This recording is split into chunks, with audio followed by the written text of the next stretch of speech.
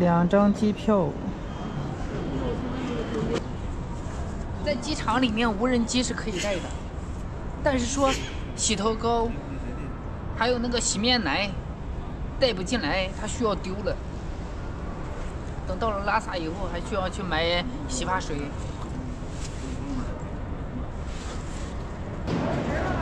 发现一个特别挠头的事儿，车钥匙被我带来了。这能行吗？我还得想办法把它给送出去。还好发现的比较早，不然的话让我带到拉萨，那不就挠头挠悔了。从拉萨往这边来，最起码得1个多星期。虽然挠头了一点，但是说结果是好的，直接发了一个顺丰快递发回去，花了13。严禁携带超大。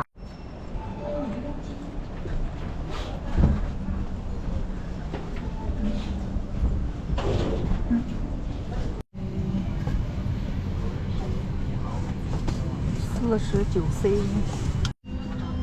还是一个靠窗的位置。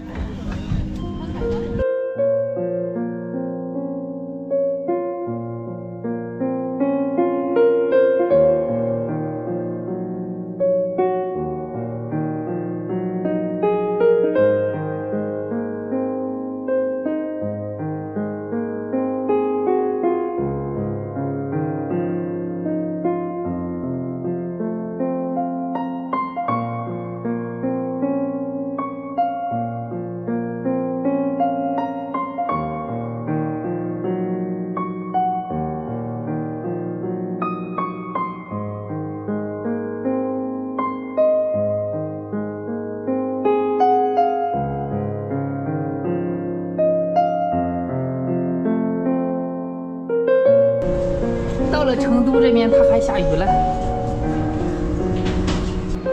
在这里等了将近3个小时，去拉萨的终于检票了。再有3个小时就可以到达拉萨。这是飞机上的饭，鸡肉、米饭，还有一些小零食。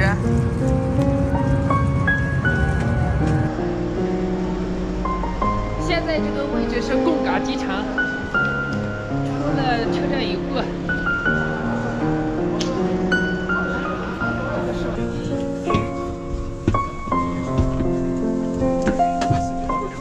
已经有将近10天没有见到牦牛了，1个星期不见。1个星期10天了，我想吃啥？这是今天晚上的饭。陈哥，一个汤。这个加油站的工作人员太忙了，让自己加油，然后自己提枪。哎，欢迎光临中国石油。里边还有那么多油吗？加了不到31升它就满了，8块5毛2。今天早晨还在济南，结果2张机票。用了几个小时的时间，直接到达了拉萨。到了拉萨以后它也不高反，还是感觉3轮车里面比较好。你像在聊城也是自己租房子住，那个时候，我感觉那个房子里面还没有车里面比较好。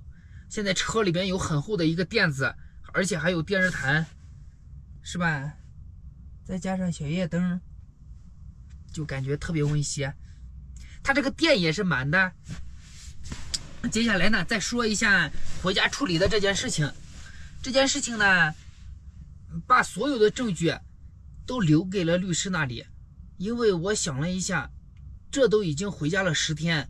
你像前2次，因为那个什么原因，没有好好更新视频。我想的是不能再长时间断更了。所以说呢，在家里待了1个多星期，就直接拐回来了。以后呢，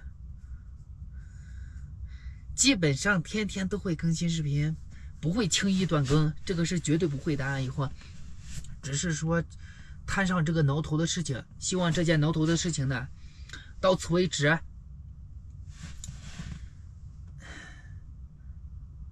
对，到此为止。到明天的话就洗洗床单，那个床单开始不是说因为回家没有洗那个床单洗洗，再洗洗衣服，刷刷鞋子，再就是买物资，可能还需要在拉萨待上2天的时间。日喀则，然后再往上面走，直接去色林措，走317，再往大地之树那边走，然后再走阿里中线。今年过年呢，很有可能在无人区自己包个饺子，面粉已经买好了，那个还有啥呀？擀面杖也买了，锅盖也买了。过年我也不知道赶在哪里，到时候的话就买点鸡蛋，买点韭菜，然后再整点肉，包2种饺子。过年的时候是吧？就这样规划的。好了，朋友们，今天视频呢就到这里了。